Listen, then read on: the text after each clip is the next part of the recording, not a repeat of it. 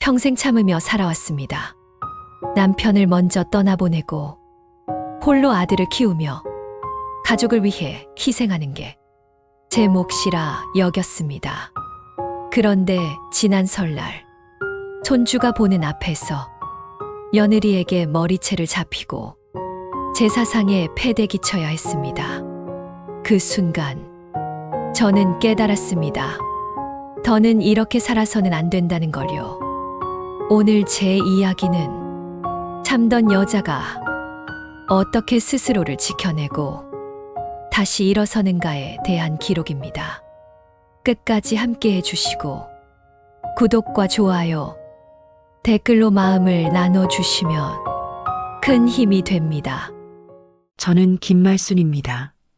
올해 67이에요. 새벽 5시면 어김없이 눈이 떠집니다. 창밖은 아직 어둡고 거리엔 가로등 불빛만 외롭게 깜빡거리지요. 이불을 걷어내고 일어나 부엌으로 향합니다. 무릎이 시큰거리고 허리도 뻐근하지만 이 시간만큼은 온전히 제 것이에요. 찬장에서 보리차를 꺼내 주전자에 담고 가스레인지에 올립니다.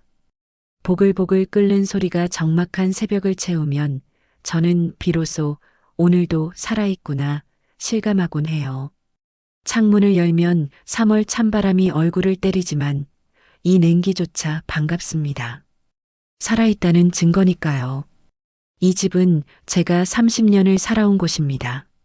남편 박춘식, 그 사람과 함께 들어와 시부모님을 모시고 아들을 키우고 결국 혼자 남았습니다. 거실 장롱 위에는 남편 영정이 놓여 있어요. 사진 속 춘식 씨는 환하게 웃고 있지만 제 기억 속 그 사람은 늘 병색이 짙었습니다. 여보, 오늘도 잘 지내고 계시죠? 아침마다 사진에 대고 말을 건넵니다. 대답은 없지만 이렇게라도 해야 하루를 시작할 힘이 생겨요. 22살에 시집왔습니다. 친정이 가난해서 중매로 급하게 정해진 결혼이었어요. 시집에 발을 들여놓은 그날부터 제 인생은 남의 것이 되었습니다. 시어머니는 엄하셨고 시아버지는 술만 드시면 고함을 질렀지요. 며느리는 말없이 일만 하면 되는 거라고 그렇게 배웠습니다. 새벽같이 일어나 밥 짓고 시부모님 수발 들고 남편 출근시키고 집안일 끝내고 그렇게 10년을 살았습니다. 그러다 아들 도연이를 낳았어요. 처음으로 제 품에 안긴 작은 생명. 그 아이를 보는 순간 이 아이만큼은 잘 키워야지 다짐했습니다. 하지만 세상은 녹록지 않았어요. 도연이가 겨우 5살 되던 해 남편이 쓰러졌습니다. 간암이었어요. 병원비를 마련하느라 집까지 팔았지만 결국 춘식 씨는 2년을 버티지 못하고 떠났습니다. 장례를 치르고 나니 손에 남은 건 빚뿐이었어요. 시부모님은 춘식 씨가 죽자마자 작은 아들네로 가버리셨고 저는 7살 도연이를 데리고 쪽방촌으로 내려가야 했습니다. 그때부터였습니다. 제가 정말로 악착같이 살기 시작한 게 낮에는 식당에서 설거지하고 저녁에는 파출부 일을 다녔어요. 도연이는 혼자 밥 먹고 혼자 자야 했지요. 아이 혼자 두고 나가는 뒷모습이 얼마나 무거웠는지 계단을 내려갈 때마다 다리가 천근만근이었습니다. 엄마, 언제 와? 문틈으로 삐죽 내민 도연이 얼굴. 그 맑은 눈망울을 외면하고 계단을 내려가던 날들. 지금도 생각하면 가슴이 미어집니다. 5년을 그렇게 살았습니다. 푼푼이 모은 돈으로 작은 세탁소를 차렸어요. 동네 구석진 골목, 겨우 평 남짓한 공간이었지만 제게는 전 재산이자 희망이었습니다. 말순이네 세탁소. 간판을 달던 날 도연이가 제 치마폭을 잡고 물었어요. 엄마, 이제 우리 잘 살 수 있어? 그럼 우리 도연이 대학 보낼 거야. 세탁소는 새벽부터 밤까지 쉴 틈이 없었습니다. 드라이클리닝 맡긴 양복을 다리미질하다 보면 손목이 퉁퉁 부었고 얼룩진 옷을 삶다 보면 허리가 끊어질 것 같았어요. 하지만 악물었습니다. 도연이가 공부하는 모습을 보면 모든 고통이 잊혔거든요. 중학교, 고등학교, 도연이는 제 바람대로 공부를 잘했습니다. 밤늦게까지 책상 앞에 앉아 있는 아들을 보면 제 가슴이 뿌듯하면서도 먹먹했어요. 도연아, 이제 그만 자거라. 건강이 먼저다. 엄마, 조금만 더요. 시험 끝나면 푹 쉴게. 그 아이는 엄마 고생시키지 않으려고 장학금 받으려고 악착같이 공부했습니다. 결국 좋은 대학에 합격했어요. 합격증을 들고 와서 보여주던 도연이 얼굴. 아, 그때가 제 인생에서 제일 행복한 순간이었습니다. 엄마, 나 붙었어. 그래. 우리 도연이가 해냈구나. 눈물이 주르륵 흘러내렸어요. 기쁨의 눈물이었습니다. 대학 4년 내내 저는 학비를 대느라 허리가 휠 지경이었어요. 등록금 내는 날이면 통장 잔고를 확인하고 또 확인했습니다. 모자라면 이웃에게 손 벌리고 그래도 안 되면 사채까지 썼지요. 그렇게 도연이는 대학을 졸업하고 좋은 회사에 취직했습니다. 이제 좀 살만하다 싶었어요. 아들이 첫 월급을 타던 날 제게 봉투를 건넸습니다. 엄마 고생하셨어요. 아이고, 도연아. 그 봉투를 받아들고 얼마나 울었는지 모릅니다. 60평생 처음으로 자식 손에서 돈을 받는 순간이었으니까요. 하지만 행복은 오래가지 않았습니다. 도연이가 39 되던 해 결혼하겠다고 여자를 데려왔어요. 박서영. 그 여자와의 첫 만남을 지금도 생생히 기억합니다. 어머님, 안녕하세요. 박서영이라고 합니다. 깔끔한 정장 차림에 단정한 헤어스타일. 첫인상은 괜찮아 보였어요. 공손하게 인사하고 제가 내놓은 차도 정중히 받아 마셨습니다. 도연이한테 많이 들었어요. 고생 많이 하셨다고. 아니에요. 자식 키우는 게 당연한 건데. 어머님 같은 분이 계셔서 도연 씨가 이렇게 훌륭하게 자란 거예요. 말투도 부드럽고 예의 바른 것 같았어요. 도연이가 행복해하는 모습을 보니 저도 덩달아 기분이 좋았습니다. 엄마, 서영이 어때요? 좋아 보이더구나. 내가 좋으면 엄마도 좋다. 그렇게 둘은 석 달 뒤에 결혼했습니다. 결혼식 날 저는 새 한복을 입었습니다. 평생 남의 옷만 다려주다가 제 옷을 차려입은 건 참 오랜만이었어요. 거울을 보니 주름진 얼굴에 하얀 머리카락. 언제 이렇게 늙었나 싶어 한숨이 나왔습니다. 피로 연장은 화려했어요. 서영이네 친척들은 다들 잘 사는 티가 났습니다. 명품 가방에 반짝이는 보석. 저는 구석에 앉아 작아졌지요. 도연이 어머니시죠? 아유, 고생 많이 하셨다면서요? 서영이 언니라는 사람이 다가와 인사를 건넸어요. 친절한 듯 했지만 어딘가 위에서 내려다보는 느낌이었습니다. 그냥 당연한 일을 했을 뿐입니다.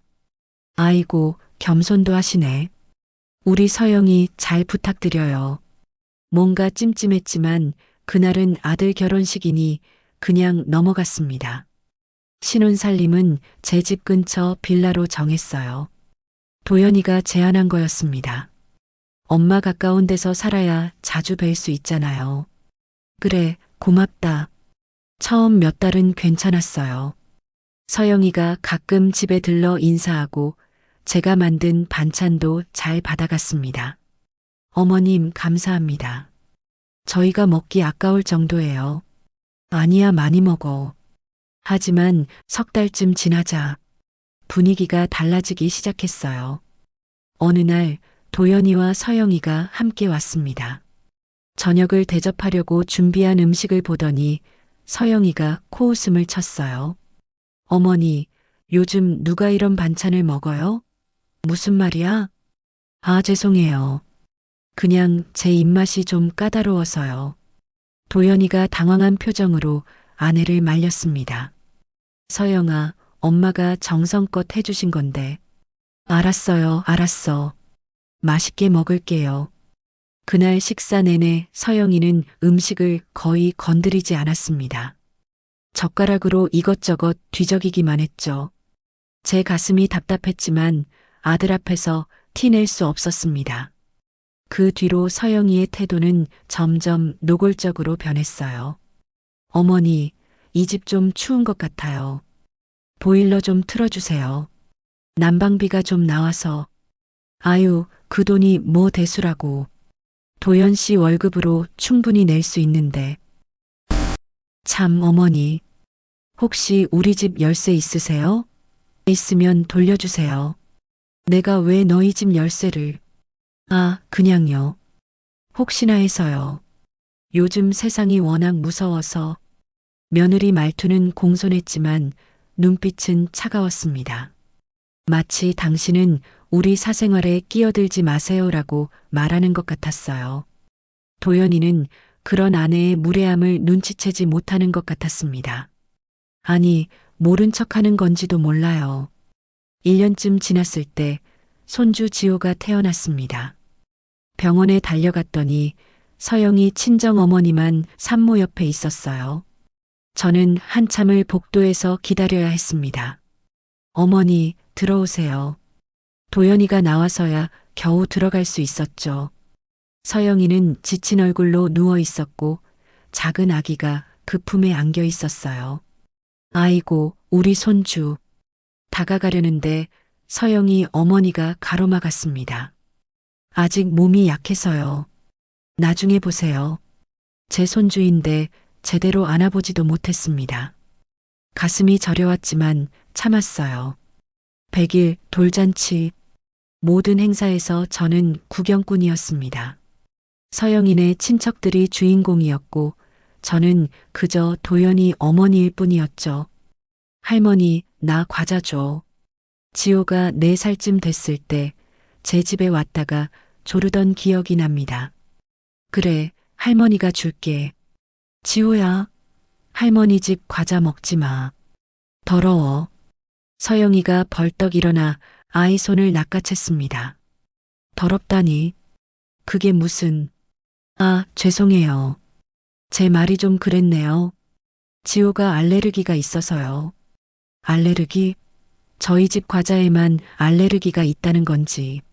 서영아, 그렇게 말하는 건. 도연이가 난처한 표정으로 아내를 쳐다봤지만 서영이는 아랑곳하지 않았습니다. 도연 씨도 우리의 건강이 더 중요하잖아요. 결국 도연이는 아무 말도 못했어요. 제 아들이지만 참 답답했습니다. 명절 때마다 저는 홀로 음식을 준비했습니다. 서영이는 친정에 간다며 오지 않았고 도연이만 잠깐 들렀다 가곤 했어요. 엄마, 미안해요. 서영이가 친정 부모님이 편찮으시대요. 괜찮아. 친정엄마가 아프시다는데. 다음엔 꼭 같이 올게요. 하지만 다음에도 그 다음에도 서영이는 오지 않았습니다. 어느 추석날이었어요. 도연이가 새벽같이 왔습니다. 엄마, 차례상 준비하는 거 도와드릴게요. 아니다. 너는 좀 쉬어라. 괜찮아요. 제가 해야죠. 모처럼 아들과 함께 음식을 준비했습니다. 도연이가 서툰 손길로 나무를 묻히는 모습을 보니 어릴 적 생각이 났어요. 엄마, 나도 요리 배우고 싶어. 남자가 무슨 요리를. 그래도 엄마 힘들잖아. 그때는 웃으며 넘겼는데 지금 생각하니 가슴이 아팠습니다. 차례상을 차리고 절을 올렸어요. 돌아가신 춘식 씨 영정 앞에서 도연이가 말했습니다. 아버지, 잘 계시죠? 아들 잘 키워주셔서 감사합니다. 저는 아무 말도 할 수 없었어요. 춘식 씨가 아들 키운 게 아니라 제가 키웠는데. 하지만 입 밖에 내지 못했습니다. 음식을 먹다 말고 도연이 전화가 왔어요. 응, 서영아. 금방 갈게. 벌써 가니? 엄마, 서영이가 친정에서 기다린대요. 그래. 조심해서 가거라. 도연이는 음식도 제대로 먹지 못하고 허겁지겁 떠났습니다. 혼자 남은 상 앞에서 저는 한참을 멍하니 앉아 있었어요. 내가 뭘 잘못했나? 손가락을 꼽아봤지만 잘못한 게 없었습니다. 며느리한테 잘해주려고 애썼고 간섭하지 않으려 조심했어요. 그런데 왜 이렇게 무시당해야 하는지 창밖으로 석양이 지고 있었습니다. 붉게 물든 하늘을 보며 저는 알 수 없는 서러움에 눈물을 흘렸어요. 이게 내 팔자인가 보다. 그렇게 스스로를 달래며 또 하루를 보냈습니다. 하지만 그때는 몰랐어요. 이건 시작에 불과하다는 걸. 진짜 지옥은 이제부터 시작이라는 걸. 세월은 그렇게 흘러 지호가 11살이 되던 해 설날이 다가왔습니다. 이른 아침 알람도 없이 새벽 4시에 눈이 떠졌어요. 천장을 바라보며 한숨을 쉬었습니다. 온몸이 무겁고 손목이 욱신거렸어요. 어젯밤 세탁소 일을 마치고 집에 오니 11시가 넘었었지요. 그래도 자리에서 일어나야 했습니다. 오늘은 설날 전날 장을 봐야 하는 날이니까요. 부엌에 들어서니 냉장고 안이 텅 비어 있었습니다. 며느리 서영이에게 전화했던 게 사흘 전이었어요. 서영아, 설날 음식 뭐 좋아하니? 지호는? 어머니, 저희는 친정 갈 것 같아요. 친정 간다고? 네. 저희 부모님이 오래 안 보셨다고 하셔서요. 근데 뭐, 어머니 혼자 드실 거면 굳이 많이 안 하셔도. 전화를 끊고 한참을 멍하니 앉아 있었습니다. 또 친정이라. 매년 반복되는 일인데도 익숙해지지 않았어요. 그래도 혹시 모르니까 준비는 해야지. 마음 한편으론 희망을 버리지 못했습니다. 혹시라도 마음이 바뀌어 올지 모른다는 그 덧없는 기대를. 옷장에서 두꺼운 패딩을 꺼내 입었어요. 거울을 보니 주름진 얼굴이 더 깊어 보였습니다. 머리카락도 새하얗게 새었고 눈가에 검버섯도 늘었더군요. 언제 이렇게 늙었나? 장바구니를 들고 집을 나섰습니다. 동이 트기 전 거리는 고요했어요. 가로등 아래 내 그림자가 길게 늘어져 있었습니다. 바람이 옷깃을 파고들어 목덜미를 파고들었지요. 시장까지는 걸어서 15분. 무릎이 시큰거렸지만 참았습니다. 버스비라도 아껴야 했으니까요. 시장은 벌써 사람들로 붐볐습니다. 명절을 앞두고 장보는 이들로 가득했어요. 젊은 며느리들은 시어머니와 함께 와서 이것저것 고르고 있었습니다. 어머님, 이 국이 어때요? 그래, 좋아 보이네. 저걸로 하자.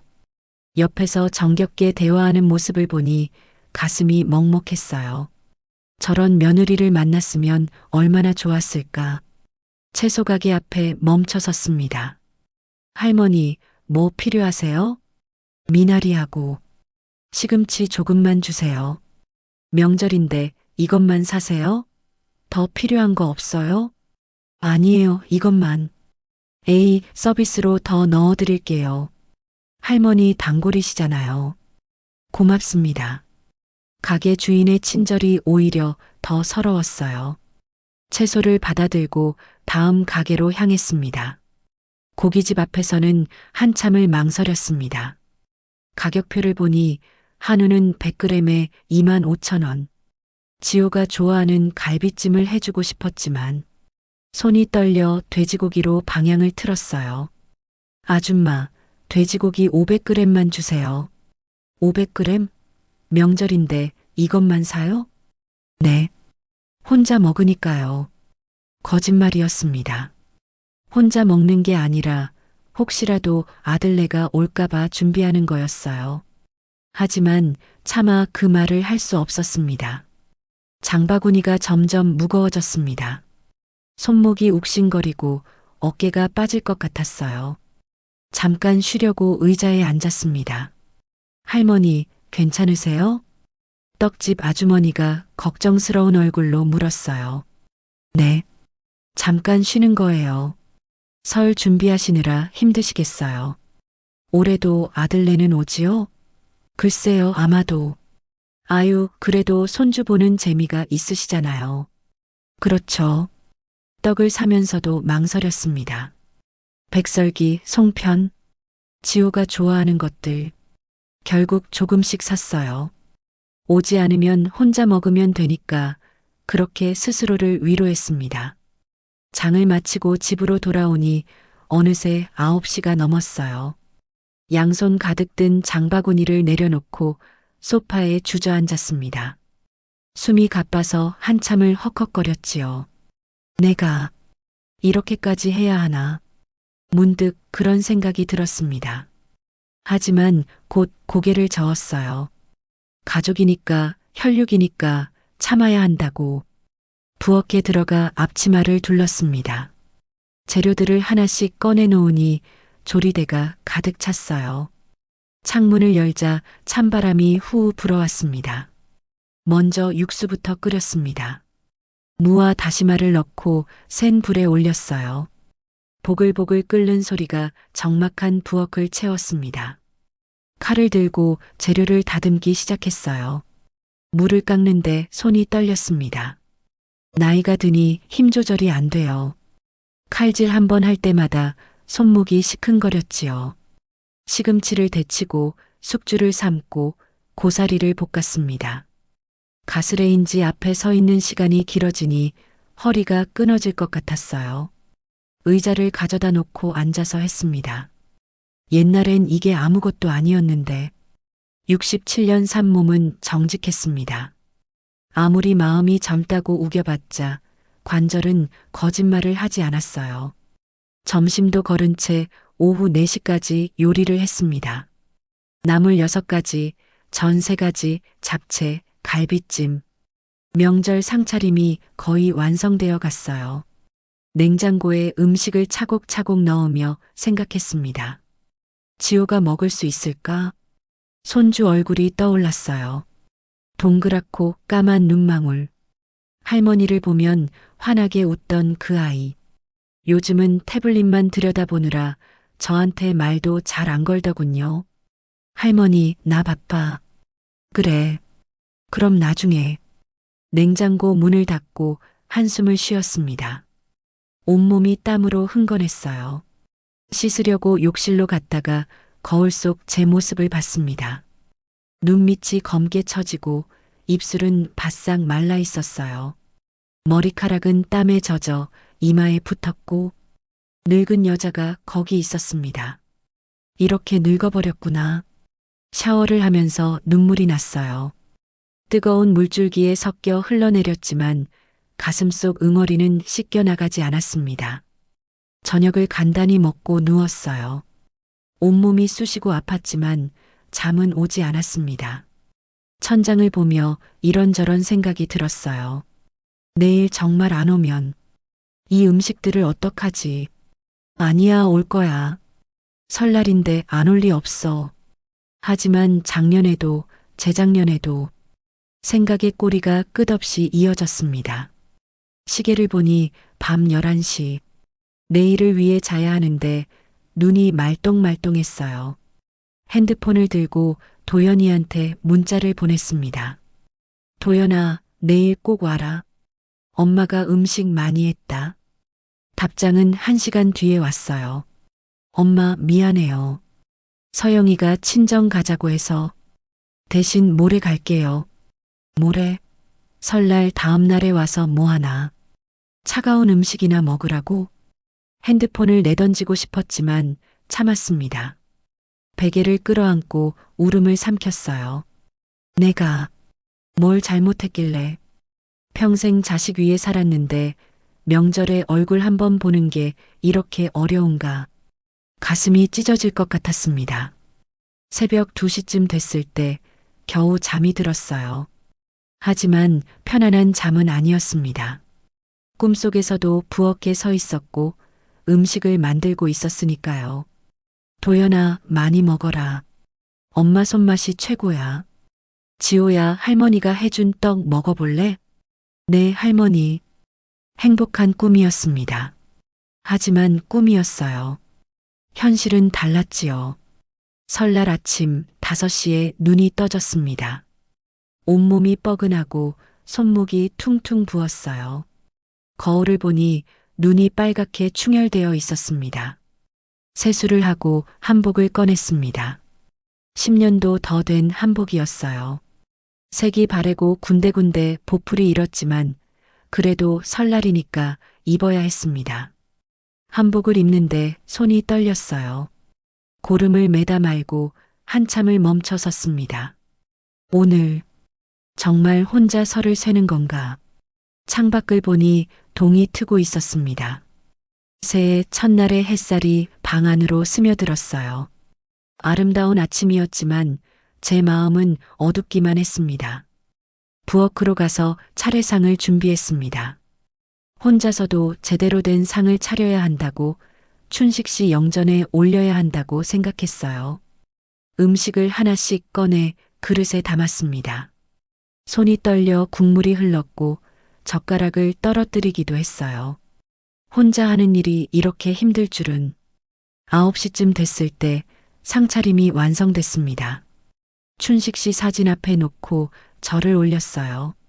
여보, 새해에도 잘 계시오.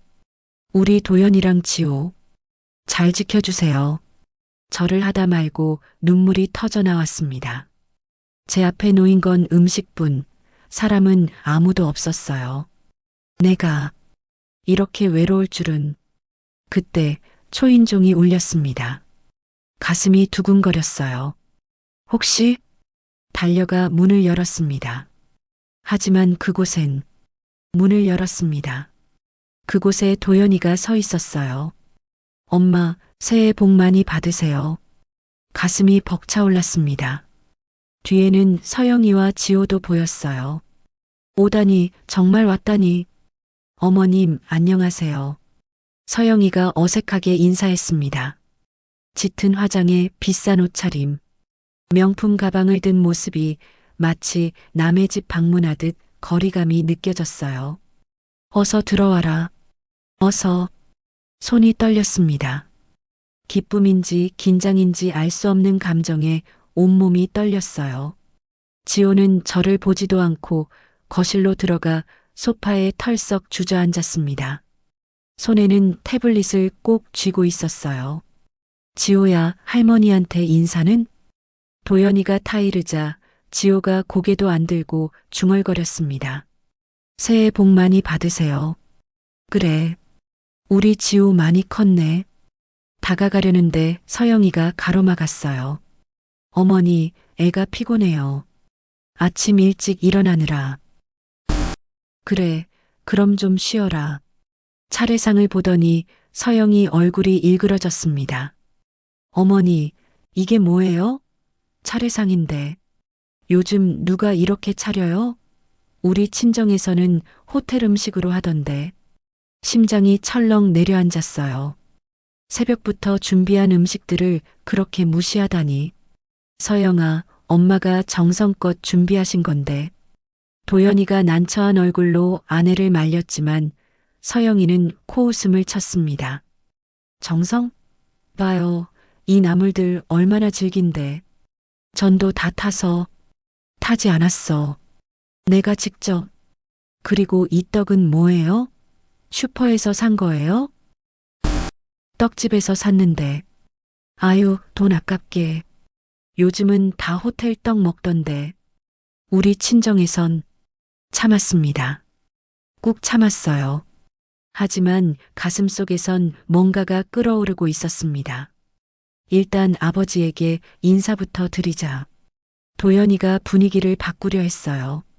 우리는 춘식 씨 영정 앞에 섰습니다.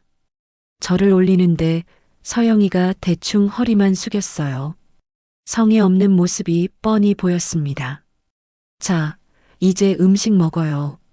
제가 그릇을 내오려는데 서영이가 손사래를 쳤습니다. 어머니, 저희 배불러요. 배불러? 네, 아침 먹고 왔어요. 어머니 혼자 드세요. 칼로 가슴을 찌르는 것 같았어요. 아침을 먹고 왔다니. 그럼 왜 온 거죠? 제사만 대충 지내고 가려는 건가요? 지호야, 할머니가 내가 좋아하는 갈비찜. 저 안 먹어요. 게임하고 싶어요. 지호가 태블릿만 들여다보며 말했습니다. 서영이가 웃으며 말했어요. 맞죠? 애가 안 먹는데요. 억지로 먹이지 마세요. 서영아, 그래도 도연 씨도 배부르죠? 우린 그만 가요. 벌써?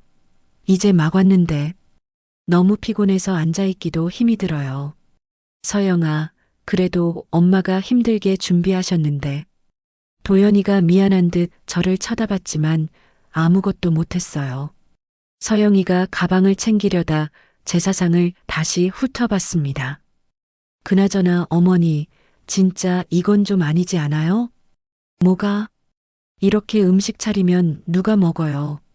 돈만 낭비하고. 우리 체면도 생각 좀 하세요. 체면? 네, 체면이요. 요즘 시대에 이런 음식. 우리 친구들한테 얘기도 못하겠어요. 뭔가가 터져 나왔습니다. 제사는 정성이지 체면이 아니란 말이야. 뭐라고요? 서영이 눈이 커졌어요. 제가 감히 대꾸했다는 게 믿기지 않는다는 표정이었습니다.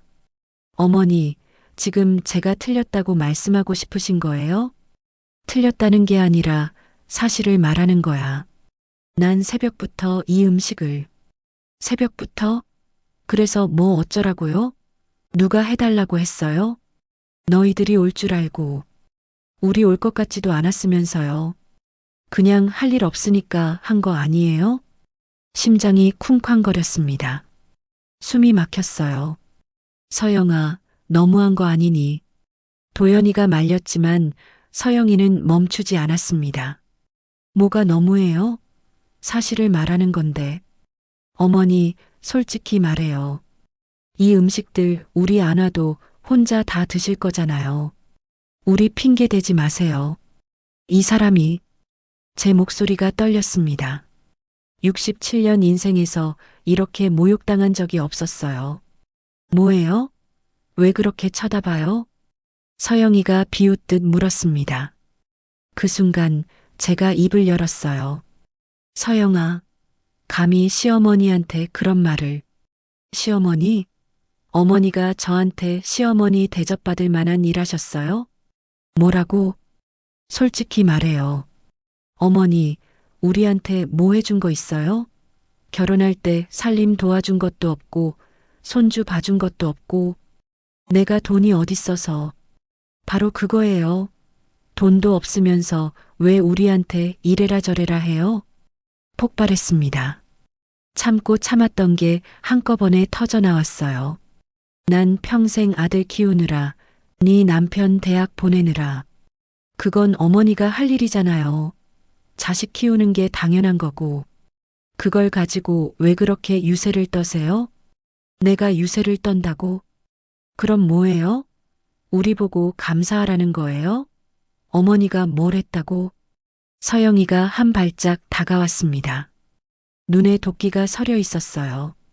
너, 어디 인간 같지도 않은 것이. 제 목소리가 커졌습니다. 평생 참고 살았던 분노가 쏟아져 나왔어요. 어머니, 목소리 낮추세요. 지호 놀라잖아요. 서영이가 고개를 돌려 지호를 봤습니다. 아이는 태블릿만 보고 있었어요. 하지만 그 태블릿이 우리를 찍고 있었습니다. 어쨌든 어머니, 앞으로는 우리한테 기대하지 마세요. 우리끼리 살 거예요.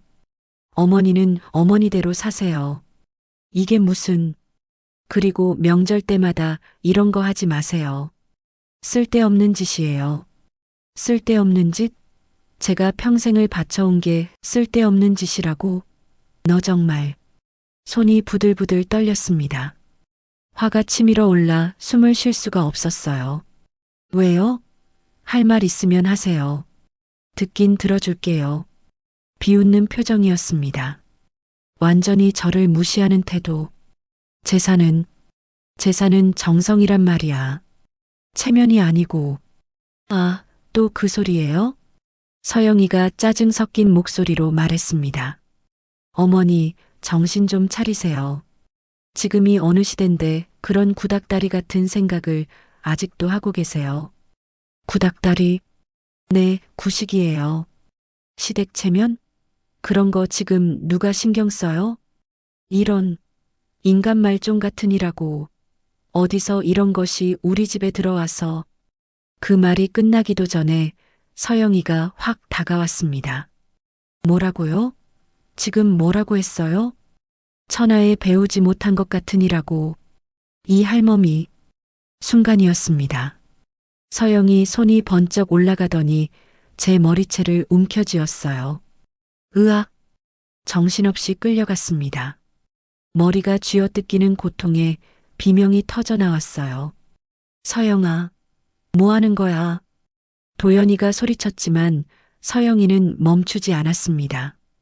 이 할멈이 감히 누구한테 막말을 하는 거야. 그리고는 제 머리를 제사상 쪽으로 확 패대기 쳤습니다. 쾅! 이마가 상모에 부딪혔어요. 정신이 아찔했습니다. 눈앞이 하얗게 번쩍였고 귀에서 웅웅거리는 소리가 들렸어요. 으윽! 바닥에 쓰러졌습니다. 손으로 이마를 짚었더니 끈적한 게 묻어났어요. 피었습니다. 서영아, 정신 차려. 도연이가 아내를 잡으려 했지만 서영이는 눈이 뒤집혀 있었습니다. 할멈이 주제도 모르고 누가 누구한테 훈계질이야. 그만해. 제발. 비켜요. 이 할멈한테 정신 좀 차려줘야겠어. 서영이가 다시 달려들려는 순간 지호가 소리쳤습니다. 엄마, 그만해. 모두가 멈췄어요. 지호가 태블릿을 든 채 서 있었습니다. 아이 얼굴에는 눈물이 가득했어요. 할머니, 할머니 괜찮아요? 지호가 제게 다가왔습니다. 아이의 작은 손이 제 어깨를 감쌌어요. 바닥에 누운 채 천장을 바라봤습니다. 시야가 흐려지고 의식이 희미해졌어요. 내가 왜 이런 꼴을. 눈물이 흘러내렸습니다. 아픔보다 더한 건 수치심이었어요. 제 집에서 제사상 앞에서 며느리한테 머리채를 잡혀 패대기 쳐진다니. 할머니, 할머니. 지호의 울음소리가 멀리서 들려왔습니다. 도연이가 저를 일으켰어요. 하지만 제 눈은 서영이를 향했습니다. 그 여자는 헐떡이며 서 있었고 얼굴엔 후회나 미안함 따윈 없었어요. 엄마, 괜찮으세요? 도연이 목소리가 떨렸습니다. 하지만 저는 대답할 수 없었어요. 이마에서 흐르는 피가 눈을 가렸고 입술은 떨렸지만 말이 나오지 않았습니다. 할머니, 지호가 태블릿을 꼭 쥔 채 울고 있었어요. 나중에 안사실이지만 그 태블릿에 모든 게 녹화되어 있었습니다. 폭행의 증거, 제 인생을 바꿀 결정적인 증거가. 정신을 차리니 병원이었습니다. 하얀 천장이 보였어요. 소독약 냄새가 코를 찔렀고 귓가에선 기계음이 삐삐 울렸습니다. 고개를 돌리니 도연이가 의자에 앉아 고개를 숙이고 있었어요. 엄마, 깨셨어요? 여기가 어디냐? 병원이에요. 119 불렀어요. 목소리가 쉬어 있었습니다. 이마를 만져보니 붕대가 감겨 있었어요. 손을 떼자 손가락에 피가 묻어났습니다. 상처가 깊어요. 5반을 꿰맸대요. 의사 선생님이 뇌진탕 검사도 했고 도연이 눈가가 붉었어요. 울었나 봅니다. 하지만 제 마음은 차가웠습니다. 서영이는 지호 데리고 집에 갔어요. 믿을 수 없었어요.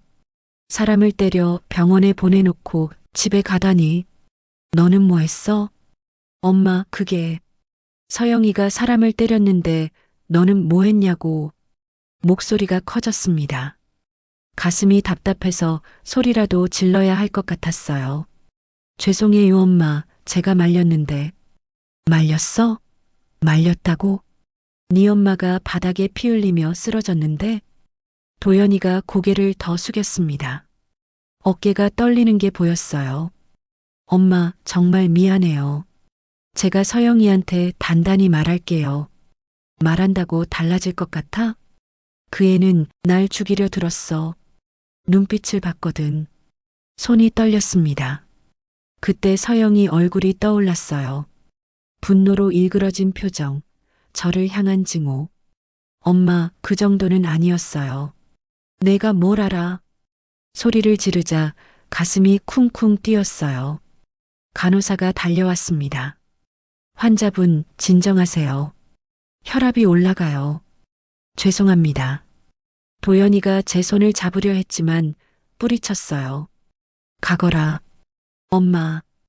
가라니까. 내 아내한테 나가. 엄마 진정하세요. 넌 이미 선택했어. 엄마가 아니고 내 아내를 선택했어.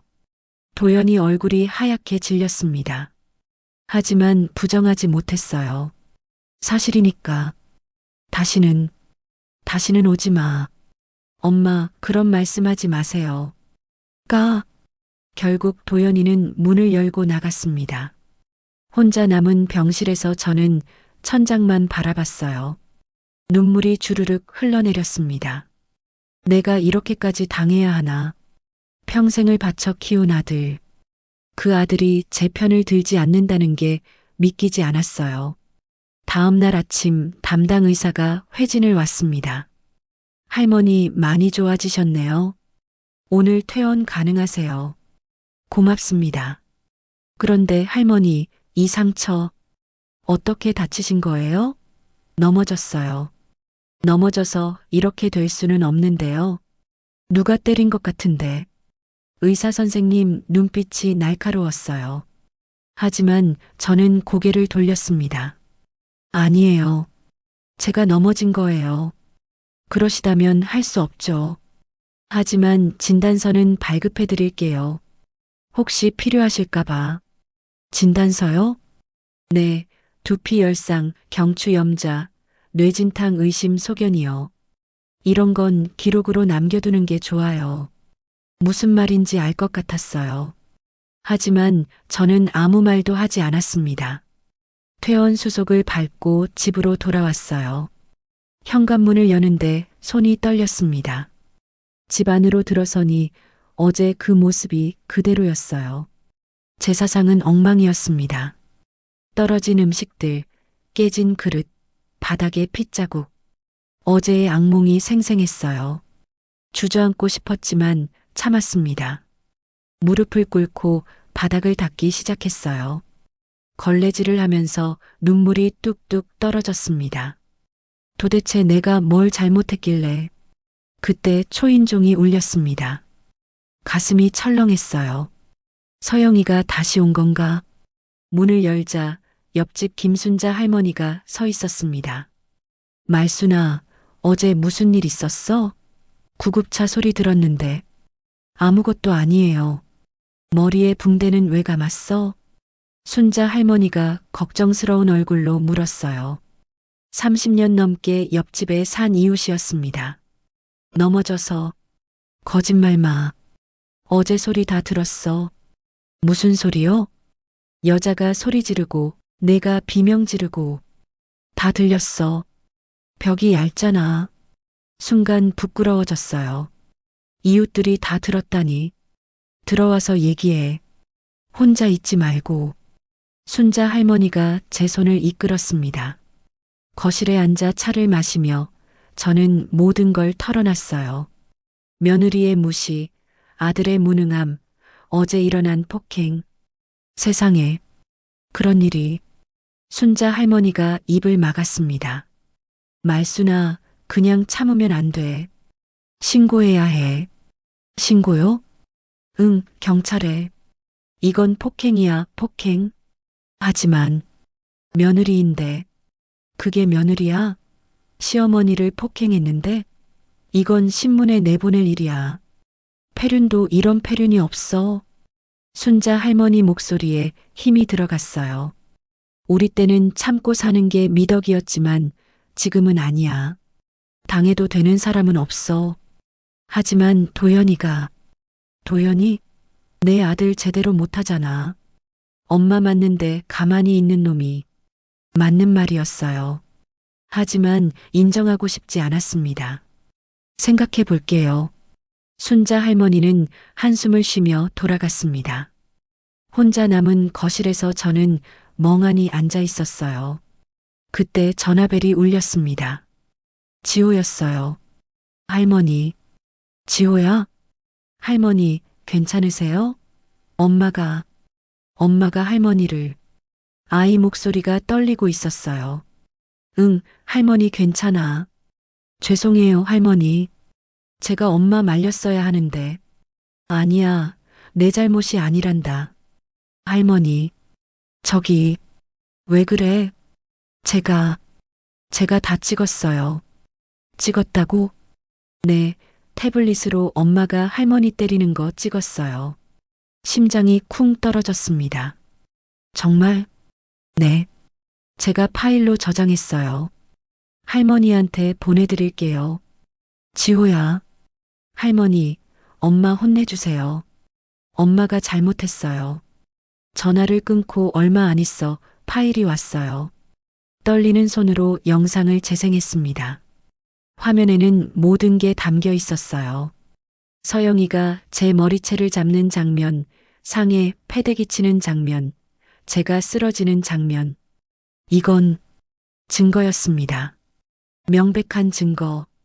그날 저녁 저는 결심했어요. 더 이상 참지 않기로. 다음 날 아침 경찰서를 찾았습니다. 무릎이 떨렸지만 계단을 올라갔어요. 어떻게 오셨어요? 젊은 경찰관이 물었습니다. 신고하러 왔습니다. 무슨 신고요? 며느리가 저를 때렸어요. 경찰관의 표정이 심각해졌어요. 자세히 말씀해 주세요. 모든 걸 설명했습니다. 어제 일어난 일, 평소의 학대, 그리고 증거 영상까지. 영상이 있으시다고요? 네, 손자가 찍었어요. 핸드폰을 보여주자 경찰관이 놀라서 눈을 크게 떴습니다. 이건 명백한 폭행이네요. 고소하시겠어요? 고소요? 네, 이건 가정폭력 범죄이고 상해죄에 해당합니다. 가정폭력, 상해죄, 낯선 단어들이었어요. 하지만 고개를 끄덕였습니다. 네, 고소하겠습니다. 진술서를 작성하는데 손이 떨렸어요. 며느리를 고소한다니 평생 상상도 못한 일이었습니다. 병원 진단서도 가져오세요. 그리고 혹시 다른 증거 있으면. 이웃이 소리 들었어요. 비명 지르는 거. 그분도 증인으로 모실 수 있어요. 경찰서를 나오며 다리가 후들거렸어요. 벤치에 앉아 한참을 숨을 고르고 있는데 전화가 왔습니다. 도연이었어요. 엄마, 경찰서 갔다고? 누가 말했어? 서영이한테 연락 왔어요. 경찰이 조사한대요. 그래, 갔다. 엄마, 이게 무슨 짓이에요? 무슨 짓이냐니? 내가 당한 걸 신고하는데. 그럼 너는 서영이가 한 행동이 괜찮다고 생각하는 거야? 가족인데 그렇게까지 해야 해요? 가족? 가족이 시어머니를 폭행해? 그건 서영이도 잘못했지만 잘못이 아니라 범죄야, 범죄. 제 목소리가 떨렸습니다. 엄마, 제발 취하해 주세요. 안 돼. 엄마, 나도 이제 못 참아. 평생 참고 살았어. 이제 그만이야. 전화를 끊었어요. 가슴이 두근거렸지만 후회는 없었습니다. 집으로 돌아와 변호사를 찾아봤어요. 인터넷을 뒤지고 법률 상담 전화도 했습니다. 가정폭력 사건이시군요. 증거가 확실하면 승소 가능성 높습니다. 정말요? 네, 영상 증거가 있고 진단서도 있고 증인까지 있으면 문제 없어요. 그럼 그 사람이 벌을 받나요? 벌금형이나 집행유예, 사회봉사 명령 등이 내려질 수 있습니다. 그리고 민사소송으로 손해배상도 청구할 수 있고요. 손해배상? 돈 때문이 아니었어요. 하지만 그 여자가 대가를 치러야 한다고 생각했습니다. 해주세요. 끝까지 가겠습니다. 알겠습니다. 일단 만나서 상담부터 할까요? 며칠 뒤 변호사 사무실을 찾았습니다. 50대 여자 변호사였어요. 할머니, 많이 힘드셨겠어요. 이 영상 보니까 정말 화나네요. 어떻게 시어머니한테 이럴 수가. 변호사가 분노한 표정으로 말했습니다. 할머니, 끝까지 가실 거죠? 두렵긴 해요. 뭐가 두려우세요? 아들이 저를 원망할까봐. 할머니, 아들은 이미 어머니 편이 아니에요. 냉정한 말이었지만 사실이었어요. 할머니가 참으면 뭐가 달라지나요? 그 며느리 앞으로도 계속 그럴 거예요. 그렇겠죠. 이번에 제대로 본때를 보여줘야 해요.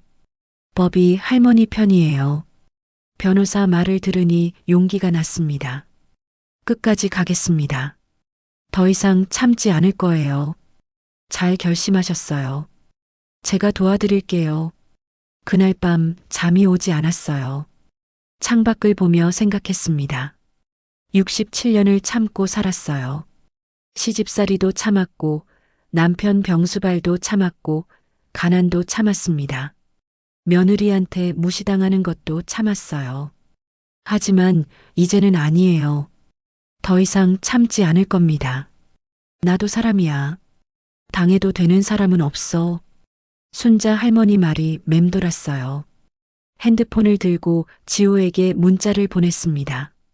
지호야, 고마워. 내 덕분에 할머니가 용기를 냈어. 답장이 왔어요. 할머니 파이팅. 저는 할머니 편이에요. 눈물이 났습니다. 하지만 슬픈 눈물이 아니었어요. 새로운 시작을 위한 눈물이었습니다. 그렇게 저는 결심했습니다. 더 이상 희생하지 않기로, 더 이상 참지 않기로, 제 인생을 되찾기로. 경찰 조사가 시작된 지 이틀째 되던 날, 저는 시장에 장을 보러 갔습니다. 겨울 끝자락이었어요. 바람은 여전히 차가웠지만 햇살은 조금씩 따뜻해지고 있었습니다. 손에는 장바구니를 들고 천천히 골목길을 걸었어요. 이마의 상처는 아물어가고 있었지만 마음의 상처는 여전했습니다. 지나가는 사람들 눈길이 신경 쓰였어요. 혹시 붕대를 보고 수군거리는 건 아닐까? 신경 쓰지 말자. 내가 잘못한 게 아니야. 스스로를 다독이며 시장 입구에 들어섰습니다. 평일 오전이라 한산했어요. 채소 가게 앞을 지나는데 주인 아주머니가 반갑게 손을 흔들었습니다. 할머니, 머리는 좀 어때요? 많이 나았어요. 아이고, 참. 그 며느리 정말 못됐네. 어떻게 시어머니를. 소문이 퍼진 모양이에요. 동네가 좁으니 당연한 일이겠지요. 괜찮아요. 법으로 해결할 거예요. 잘하셨어요. 참기만 하면 안 돼요. 요즘 세상에. 아주머니가 격려해줬습니다. 고맙다는 인사를 하고 다음 가게로 향했어요. 두부집을 지나 반찬 가게 앞에 섰습니다. 혼자 사니 반찬을 직접 만들기가 버겁더라고요. 김치 한 통을 고르는데 뒤에서 익숙한 목소리가 들렸습니다. 어머, 서영이 아니야? 깜짝 놀라 뒤를 돌아봤어요. 하지만 서영이는 보이지 않았습니다. 목소리만 들렸어요. 오빠, 여기 사람 많아요. 괜찮아. 아무도 우릴 모르는데. 남자 목소리였습니다. 낯선 목소리. 가슴이 두근거렸어요. 몸을 숨기고 조심스럽게 고개를 내밀었습니다. 골목 저편에 서영이가 서 있었어요. 검은색 코트를 입고 명품 가방을 든 모습. 옆에는 잘 차려입은 남자가 있었습니다. 도연이가 아니었어요. 두 사람은 다정하게 걸어가고 있었습니다. 남자가 서영이 허리에 손을 올렸고 서영이는 웃으며 남자 팔짱을 꼈어요. 저게 뭐지? 머릿속이 복잡해졌습니다. 며느리가 다른 남자와 함께? 그것도 이렇게 친밀하게. 두 사람은 시장 뒤편 골목으로 사라졌어요. 저는 황급히 뒤를 따라갔습니다. 무릎이 아팠지만 참았어요. 골목 모퉁이에서 몸을 숨기고 지켜봤습니다. 서영이와 남자는 찻집 안으로 들어갔어요. 유리창 너머로 두 사람이 마주 앉는 게 보였습니다. 남자가 서영이 손을 잡았어요. 서영이는 거부하지 않았습니다. 오히려 손가락을 깍지 끼듯 맞잡았지요. 세상에, 다리에 힘이 풀렸어요. 담벼락에 기대어 겨우 서 있었습니다. 도연이는 알까? 아들 얼굴이 떠올랐어요. 아내를 믿고 사는 순진한 도연이. 저한테는 그렇게 모질게 굴면서 아내한테는 속고 있다니. 분노가 치밀었습니다. 하지만 동시에 증거를 확보해야겠다는 생각이 들었어요. 핸드폰을 꺼냈습니다. 떨리는 손으로 카메라를 켰어요. 유리창 너머 두 사람을 찍었습니다. 손잡은 모습, 웃는 모습, 대화하는 모습. 1시간쯤 지났을까요? 두 사람이 가게에서 나왔어요. 서영이가 남자 목에 팔을 두르고 남자는 서영이 어깨를 감싸 안았습니다. 저런. 핸드폰으로 계속 찍었어요. 두 사람은 주차장으로 갔고 고급 외제차에 탔습니다. 차 번호판도 찍었어요. 차가 떠나고 나서야 저는 한숨을 쉬었습니다. 온몸이 땀으로 흥건했어요. 이걸 어떻게 하지? 도연이한테 말해야 할까? 아니면 그냥 넘어갈까? 하지만 이건 중요한 증거였습니다. 서영이의 본 모습을 보여주는. 집으로 돌아와 사진들을 확인했어요. 선명하게 찍혔습니다. 두 사람의 친밀한 모습이 증거로 남았어요. 순자 할머니를 불렀습니다. 순자야, 이것 좀 봐. 왜? 무슨 일이야? 사진을 보여주자 순자 할머니가 입을 쩍 벌렸어요. 이게 내 며느리? 응, 서영이야. 저 남자는? 모르겠어. 처음 보는 사람이야. 세상에. 바람 피우는 거 아니야? 그런 것 같아. 순자 할머니가 고개를 저었습니다. 말순아, 이거 큰일인데. 도연이한테 알려야지. 그래야 할까? 당연하지. 내 아들이 바보처럼 속고 있는데. 맞는 말이었어요. 하지만 망설여졌습니다. 도연이가 상처받을 게 뻔했으니까.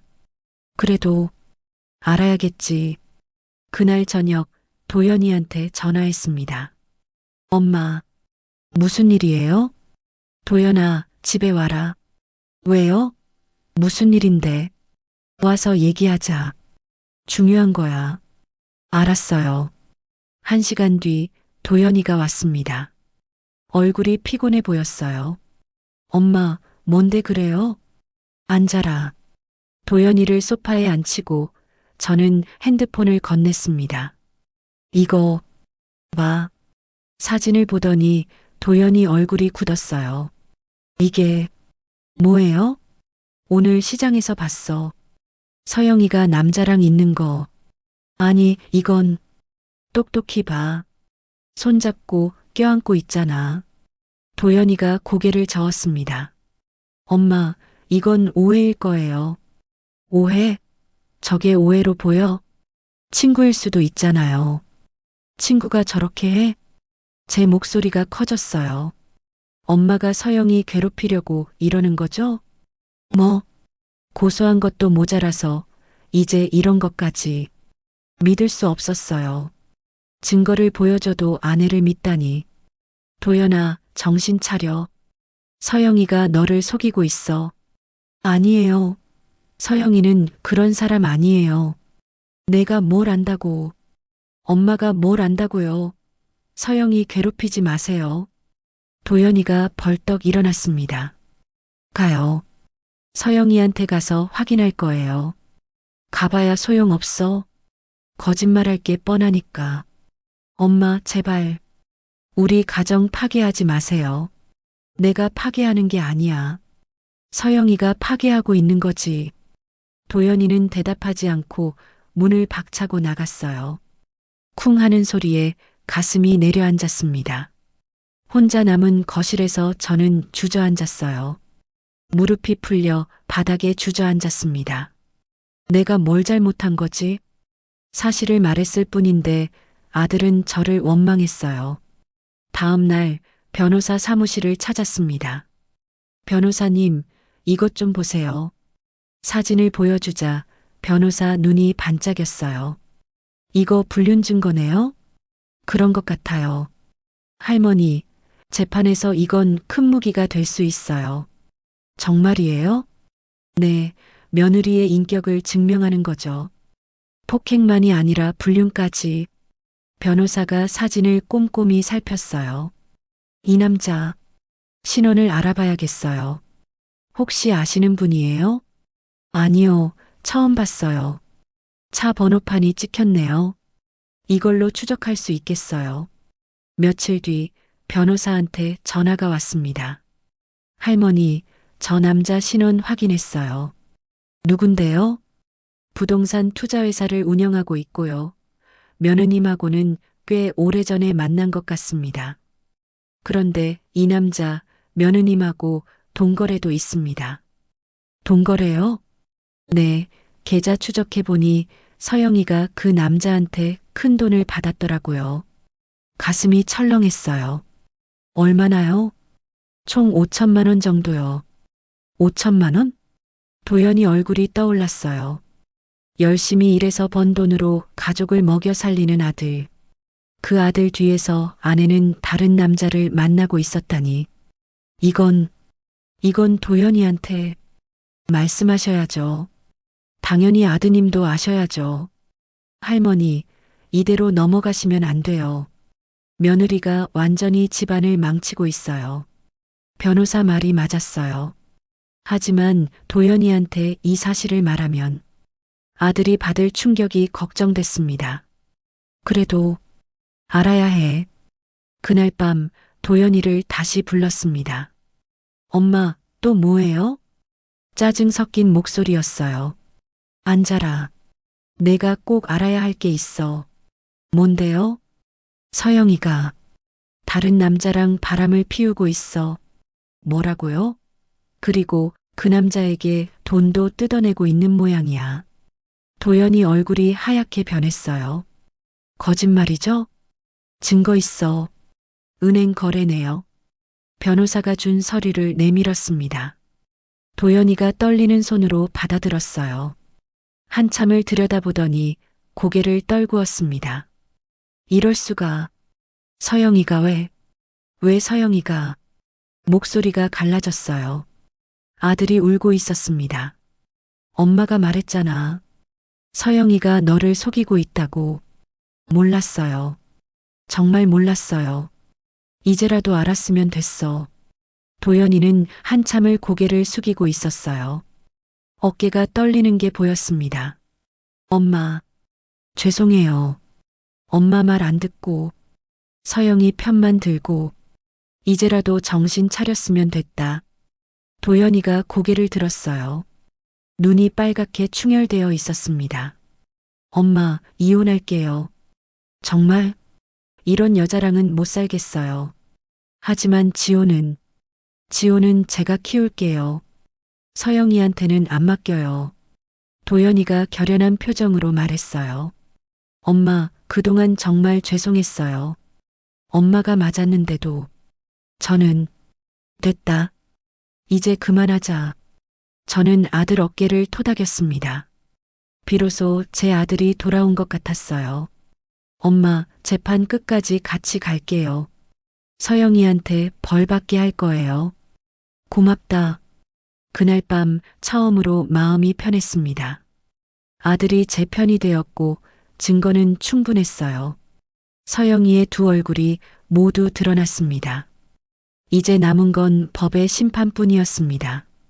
창밖으로 별이 보였어요. 유난히 밝게 빛나는 별을 보며 중얼거렸습니다. 여보, 보고 있니? 우리 도연이가 정신 차렸어. 이제 괜찮을 것 같아. 바람이 불어왔습니다. 마치 남편이 대답하는 것 같았어요. 법원 건물 앞에 섰을 때 무릎이 떨렸습니다. 석 달 만이에요. 경찰 조사, 검찰 조사를 거쳐 드디어 재판이 열리는 날이었습니다. 3월의 햇살이 따스했지만 제 마음은 얼어붙어 있었어요. 할머니, 괜찮으세요? 변호사가 옆에서 물었습니다. 저는 고개를 끄덕였지만 손은 계속 떨렸어요. 긴장하지 마세요. 우리가 이길 거예요. 그럴까요? 증거가 확실해요. 걱정 마세요. 계단을 올라가는데 다리에 힘이 없었어요. 난간을 잡고 한 걸음씩 뗐습니다. 뒤에서 도연이가 제 팔을 잡아줬어요. 엄마, 천천히 가요. 법정 앞 복도에는 사람들이 많았습니다. 낯선 얼굴들 사이에서 서영이가 보였어요. 검은색 정장에 단정한 화장. 변호사와 무언가 열심히 이야기하고 있었습니다. 서영이가 저를 봤어요. 순간 눈이 마주쳤습니다. 소영이 눈에는 미안함도 후회도 없었어요. 오히려 적대감만 가득했지요. 저 여자, 아직도 신경 쓰지 마세요, 할머니. 저 여자 끝이에요. 변호사가 단호하게 말했습니다. 법정 문이 열렸어요. 방청석에 앉으니 가슴이 두근거렸습니다. 판사석, 증인석, 피고인석. 드라마에서만 보던 풍경이 눈앞에 펼쳐졌어요. 기립. 판사님 입장하십니다. 모두가 일어섰습니다. 50대로 보이는 남자 판사가 들어왔어요. 엄숙한 표정이었습니다. 착석하십시오. 재판이 시작됐어요. 재판장이 서류를 넘기며 말했습니다. 피고인 박서영, 가정폭력 범죄의 처벌 등에 관한 특례법 위반 및 상해죄로 기소된 사건입니다. 피고인 진술하시겠습니까? 서영이가 일어섰어요. 네, 판사님. 그럼 시작하겠습니다. 검사, 공소사실 낭독해 주십시오. 검사가 일어나 서류를 읽기 시작했어요. 설날, 그날의 일, 폭행 경위, 상해 정도. 듣는 것만으로도 가슴이 아팠습니다. 피고인은 지난 2월 9일 피해자 김말순의 주거지에서 제사음식에 대한 시비 끝에 피해자의 머리채를 잡아 제사상에 머리를 부딪히게 하여 두피 열상 등 전치 2주의 상해를 가하였습니다. 피고인 사실입니까? 판사가 물었어요. 서영이는 잠시 망설이더니 대답했습니다. 사실이긴 한데 그게 제 의도는 아니었어요. 의도가 아니었다? 네, 그냥 순간적으로 화가 나서 장난처럼. 장난? 판사 목소리에 날이 서 있었어요. 사람 머리를 상에 부딪히는 게 장난입니까? 아니, 그게. 서영이가 말을 더듬었습니다. 검사, 증거 제출하십시오. 검사가 노트북을 켰어요. 대형 화면에 영상이 떴습니다. 지호가 찍은 그 영상. 법정 안이 조용해졌어요. 모두가 화면을 응시했습니다. 영상 속에서 서영이가 제 머리채를 잡았어요. 그리고 상에 패대기 쳤습니다. 제 비명소리가 법정에 울려 퍼졌어요. 으악! 이 할멈이. 서영이의 고함 소리도 선명하게 들렸습니다. 쿵! 이마가 상모에 부딪히는 소리. 그리고 제가 쓰러지는 모습. 할머니, 할머니. 지호의 울음소리까지. 영상이 끝났을 때 법정은 숨소리조차 들리지 않을 만큼 조용했습니다. 피고인, 이것도 장난입니까? 판사가 차갑게 물었어요. 저는 대답하십시오. 죄송합니다. 서영이 목소리가 떨렸어요. 하지만 저는 그게 진심인지 의심스러웠습니다. 검사, 다음 증거 제출하십시오. 의사 진단서가 화면에 떴어요. 두피 열상, 길이 5cm, 경추 염좌, 뇌진탕 의심 소견, 전치 2주. 검사가 또박또박 읽었습니다. 이것이 단순한 우발적 상황의 결과라고 보기 어렵습니다. 명백한 폭행이며 그 결과 피해자는 심각한 신체적, 정신적 고통을 받았습니다. 서영희 변호사가 일어섰어요. 판사님, 피고인은 평소 모범적인 시민입니다. 일시적인 감정 격앙으로 모범적? 검사가 비웃듯 말했습니다. 다음 증거를 보시죠. 화면이 바뀌었어요. 제가 찍은 사진들이 나왔습니다. 서영이가 다른 남자와 손잡고 걷는 모습, 껴안는 모습, 법정이 술렁거렸어요. 이것은 무엇입니까? 판사가 물었습니다. 피고인의 불륜 증거입니다. 이에 있습니다. 서영희 변호사가 벌떡 일어났어요. 이 사건과 무관한 사적인 일을 무관하지 않습니다. 검사가 반박했어요. 이는 피고인의 인격과 도덕성을 보여주는 중요한 증거입니다. 시어머니를 폭행하고 남편을 배신하는 이런 사람이 과연 우발적으로 실수했다고 믿을 수 있습니까? 그건 추정에 불과. 은행 거래 내역도 있습니다. 검사가 다음 서류를 제출했어요. 피고인은 남편 몰래 다른 남자에게서 총 5천만 원을 수령했습니다. 이는 단순한 불륜이 아니라 경제적 배신까지. 서영이 얼굴이 창백해졌어요. 재판장님, 서영이 변호사가 당황한 표정으로 말했지만 판사는 손을 들어 제지했습니다. 증인 신청한 사람 있습니까? 네, 피해자 이웃 김순자 씨를 신청합니다. 순자 할머니가 증인석에 섰어요. 선서를 하고 자리에 앉았습니다. 증인, 당일 무엇을 들었습니까? 비명소리 들었어요. 여자가 고함 지르고 말순이가 비명 지르고. 구체적으로 뭐라고 했습니까? 이 할멈이 이런 소리도 들렸고요. 쿵 하는 소리도 벽 너머로 들렸다는 거죠? 네, 벽이 얇아서 다 들려요. 그날 밤 말순이 혼자 우는 소리도 들었어요. 순자 할머니 목소리가 떨렸어요. 고맙습니다. 증인 물러나셔도 됩니다. 다음은 도연이가 증인석에 섰습니다. 증인, 당일 상황을 설명해 주십시오. 도연이가 숨을 깊이 들이마셨어요.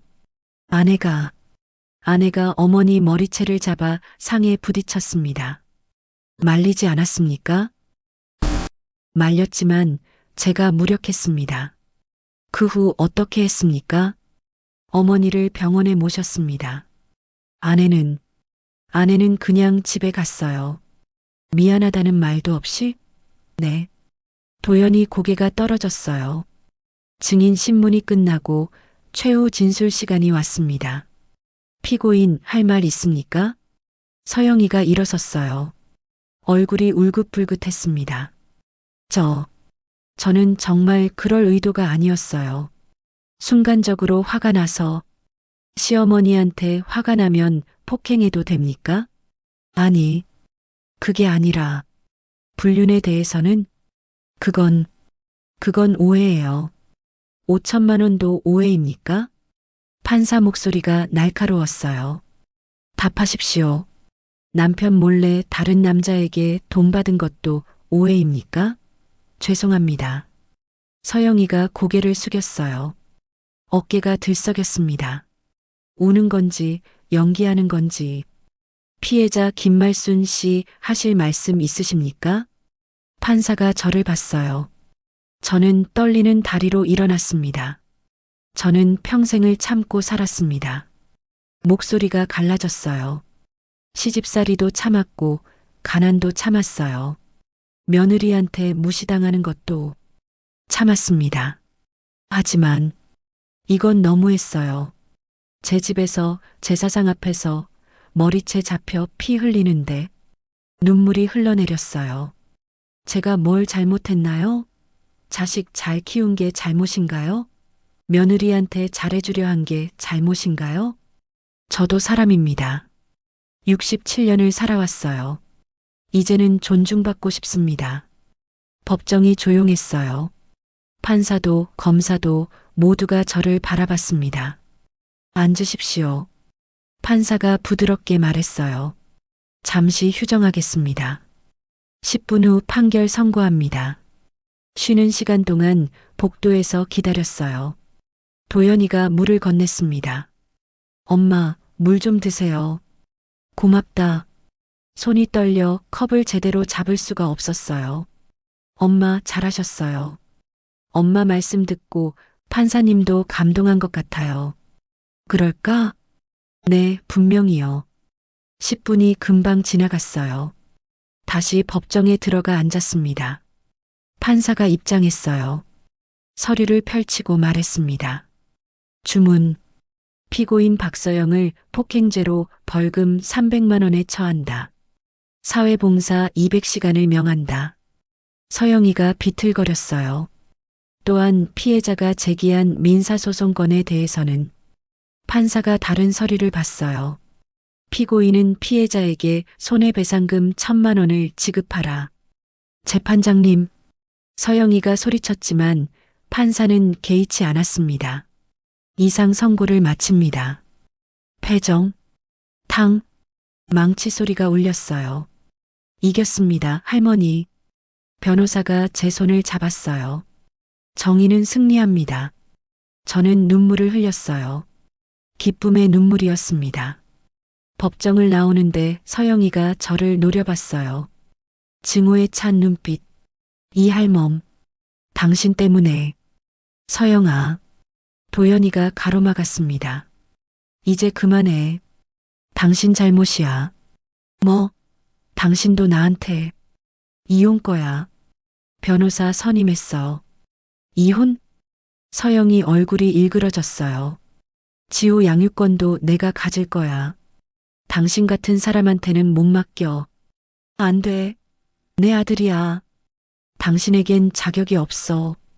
도연이가 단호하게 말했습니다.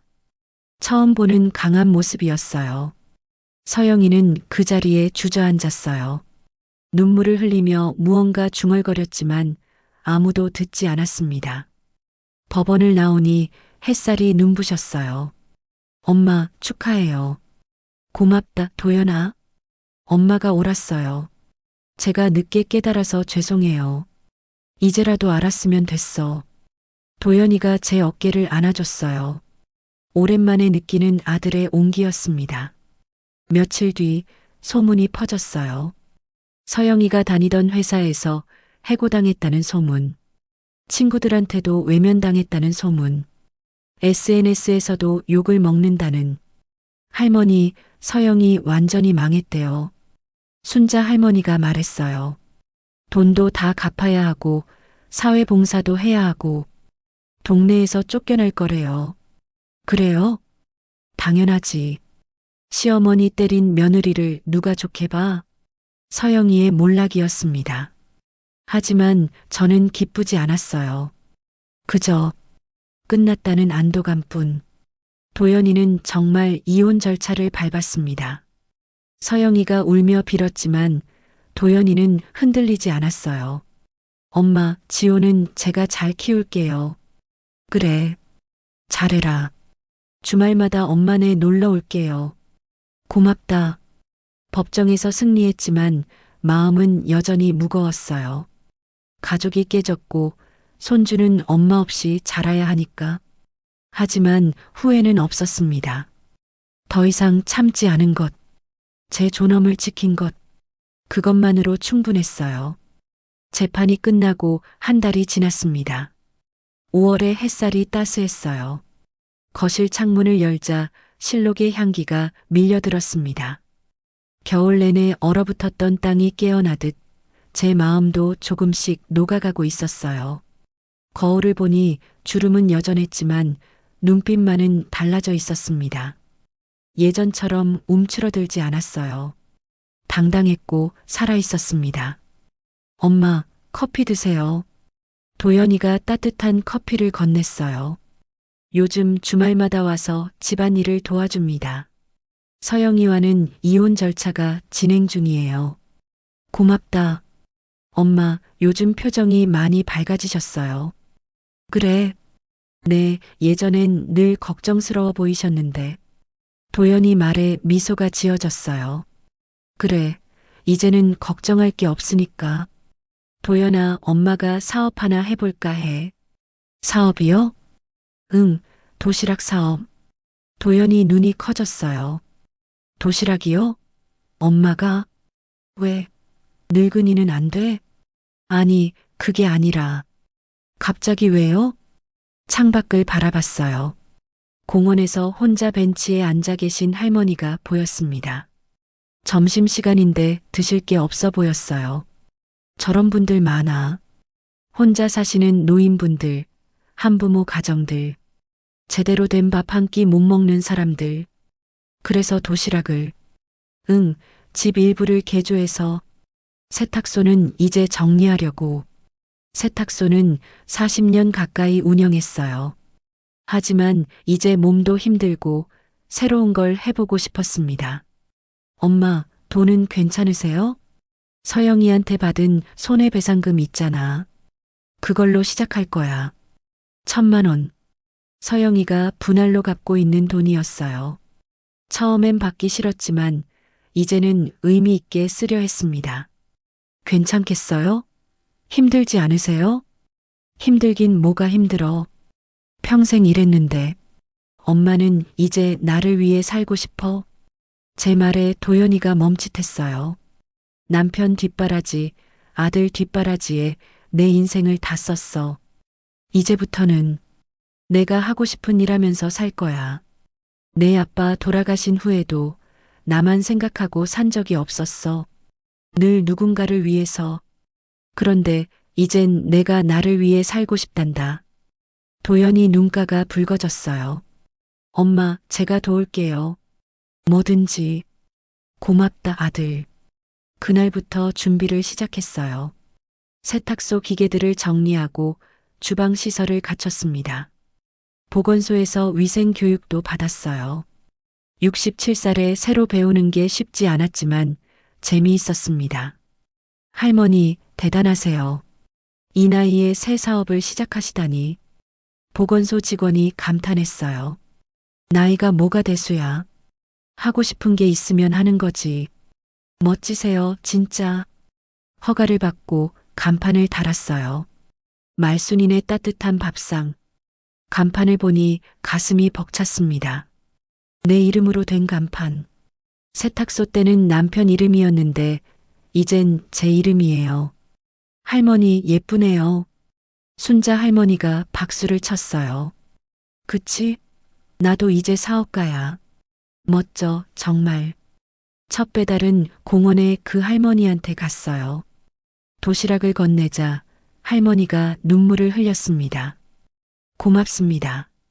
이렇게 따뜻한 밥 먹어본 게 얼마만인지. 천천히 드세요. 내일도 갖다 드릴게요. 얼마예요? 공짜예요. 우리 동네 어르신들은 무료예요. 세상에. 고맙습니다. 할머니 얼굴에 핀 미소를 보니 뿌듯했어요. 사업은 생각보다 잘 됐습니다. 입소문이 나면서 주문이 늘었어요. 혼자 사는 노인분들, 맞벌이 부부들, 한부모 가정들. 새벽 5시면 일어나 밥을 짓고 반찬을 만들었어요. 힘들긴 했지만 억지로 하는 게 아니었습니다. 제가 원해서 하는 일이니까. 할머니, 너무 맛있어요. 오늘 반찬 뭐예요? 애들이 다 먹었어요. 할머니 덕분에 든든하게 먹습니다. 감사 인사를 들을 때마다 보람을 느꼈어요.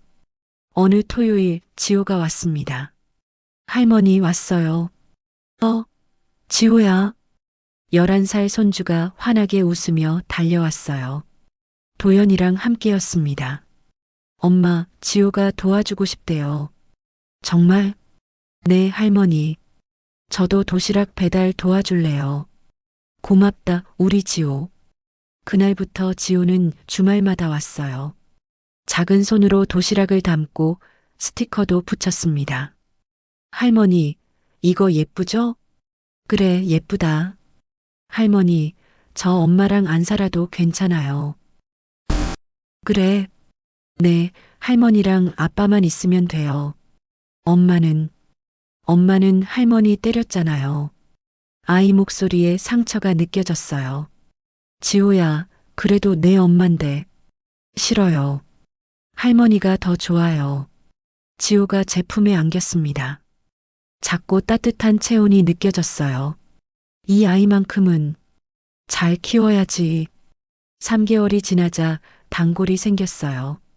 말순 할머니 도시락은 정말 최고예요. 할머니 손맛이 있어요. 어떻게 이렇게 맛있게 하세요? 정성이지 뭐. 정성. 웃으며 대답했지만 사실은 달랐어요. 이젠 누굴 위해서가 아니라 나를 위해 하는 일. 그래서 더 즐거웠습니다. 어느 날 동사무소에서 연락이 왔어요. 할머니, 복지 사업에 참여하실래요? 복지 사업이요? 네, 독거노인들한테 무료 도시락 제공하는 건데 할머니 음식이 입소문 나서. 그럼요, 당연하죠. 구청 지원금으로 더 많은 분들께 도시락을 드릴 수 있게 됐어요. 혼자 하던 일이 공식 사업이 된 거예요. 말순 할머니 감사합니다. 덕분에 많은 분들이 따뜻한 밥 먹어요. 구청장이 직접 감사패를 줬습니다.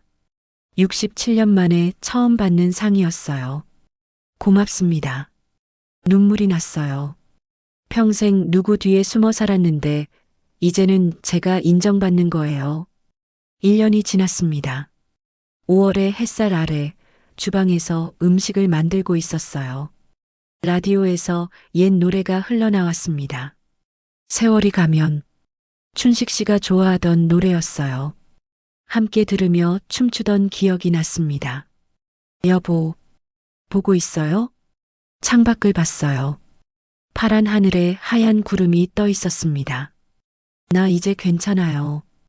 혼자서도 잘 살고 있어요. 문이 열리며 지호가 들어왔어요.